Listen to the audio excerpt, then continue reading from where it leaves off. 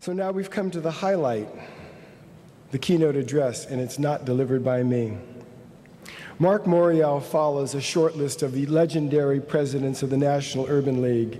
He joins Ruth Standish Baldwin, George Edmund Haynes, Eugene Kinkle Jones, Lester B. Granger, Whitney M. Young, Vernon E. Jordan, John E. Jacob, and Hugh B. Price as the 9th president of the most important organization in America, dedicated to racial, social, and economic justice. Marc's distinguished career as an attorney and civil servant prepared him to assume the responsibilities incumbent upon the leader of the National Urban League. As the mayor of the city of New Orleans, he engineered economic development and criminal justice reforms, leaving the city financially stronger and safer for its citizens. And since 2003, as the president and chief executive officer of the National Urban League, Marc has re-energized the movement's 103 diverse constituencies throughout this great country, building on the strength of our 95-year-old organization. He has laid out an ambitious 5-point empowerment agenda that covers education, youth, economic development, health and quality of life, civic engagement, civil rights, and racial justice. He has engineered a national legislative policy conference here in our nation's capital to present the pressing issues of our urban communities to the legislative and executive branches of our federal government. A commission on the black male was formed by Marc to explore the causes and solutions to the dangerous conditions of black men in America that too often and too disproportionately fall to the dangerous undercurrents of our communities.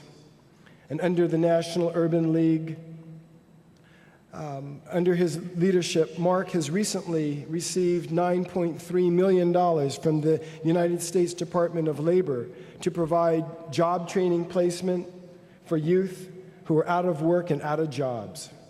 And under his economic development agenda, 5 economic empowerment centers harnessing nearly $130 million in new markets tax credits have been secured for supporting and financing minority entrepreneurs making investments in the economic development of our communities.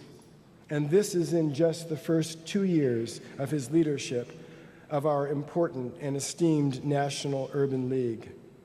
The Board of Trustees of the National Urban League is solidly and resolutely behind Marc's leadership.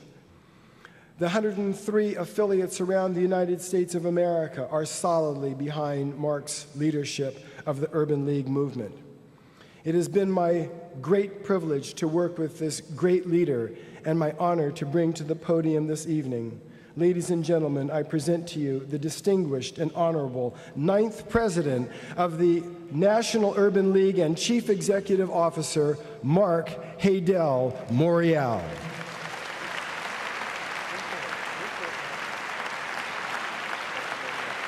Thank you very much, ladies and gentlemen. Thank you. Thank you. Thank you very much. Thank you very much, ladies and gentlemen. Good evening. Good evening to all my friends, and welcome to Washington. I want to thank Chuck for that very generous introduction, and I especially want to thank Chuck, our senior vice chair, for many years of dedicated service to the Urban League movement. Chuck attended his first Urban League conference in 1961. I believe it was in Los Angeles, California, with his father, who I'm proud is here, and Chuck has continued in the tradition of his father, Dan Collins, as an active urban leaguer. Let us give Chuck and Dan a warm Urban League round of applause.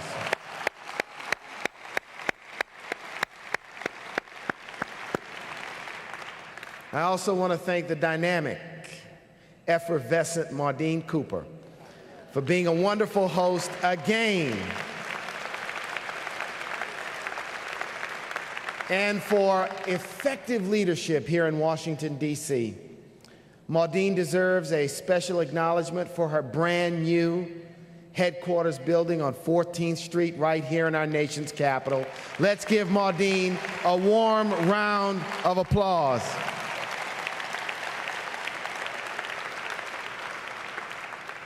And this is a conference that would not be possible without the generosity of Kerry Killinger, whose words inspired us tonight.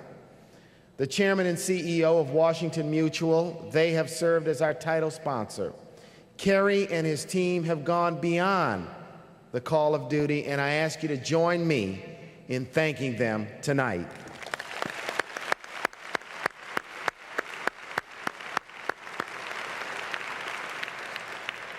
To Congressman Mel Watt, who certainly had to leave, and Lieutenant Governor Mike Steele and Mayor Anthony Williams, we were honored that they could take time out of demanding schedules to be with us. I'd also like to thank our National Board of Trustees. Our chairman, Mike Critelli, will join us tomorrow, and I'd like to ask once again our national trustees to please stand so we can recognize you again. National trustees of the National Urban League, thank you, thank you, thank you for your continuing support.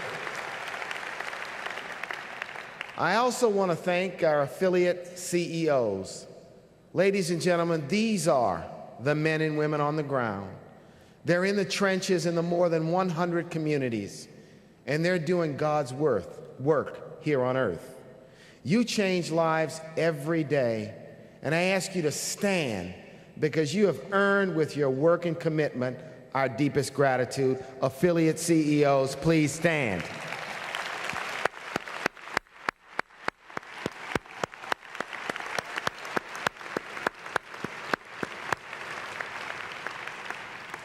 And in thanking our affiliate CEOs, I certainly want to thank Herman Lessard, the current president of the AOE, and also James Buford, with whom I had an opportunity to work my first 2 years, former chair of the AOE, for their great leadership. And I want to give both of them a special, special thanks tonight. Thank you, Jim. Thank you, Herman, for being so helpful. And then there's appreciation that must go to our outstanding volunteer corps. The Urban League Guilds, headed by Sandra Livesey Martin, the Urban League Young Professionals, headed by B. Michael Young, our affiliate board chairs, led by Dr. Maxine Wortham, our Black Executive Exchange Program visiting professors and their outgoing chair, Peggy Anson. Together, they are the wind beneath all of our wings. Let's give all of our volunteers, hard-working volunteers, a big Urban League round of applause.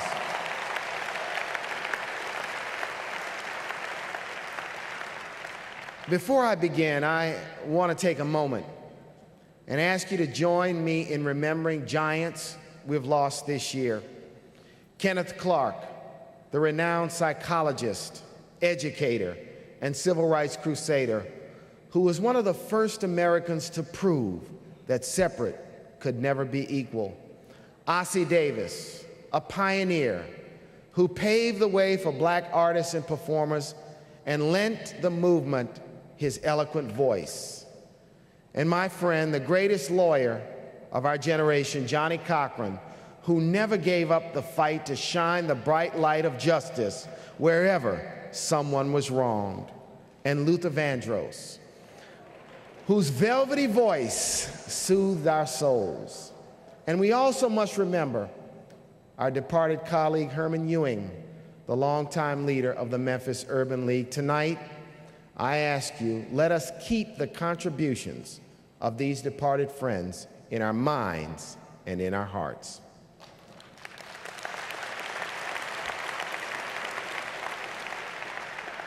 Ladies and gentlemen, it's always great to be in Washington, D.C., sometimes called the District of Confusion, that's D.C.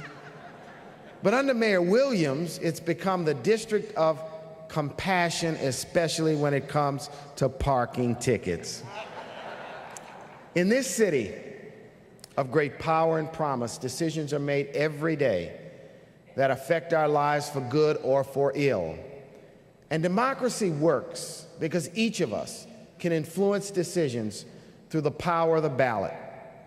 40 years ago, John Lewis and many others walked towards violence and hate on the edge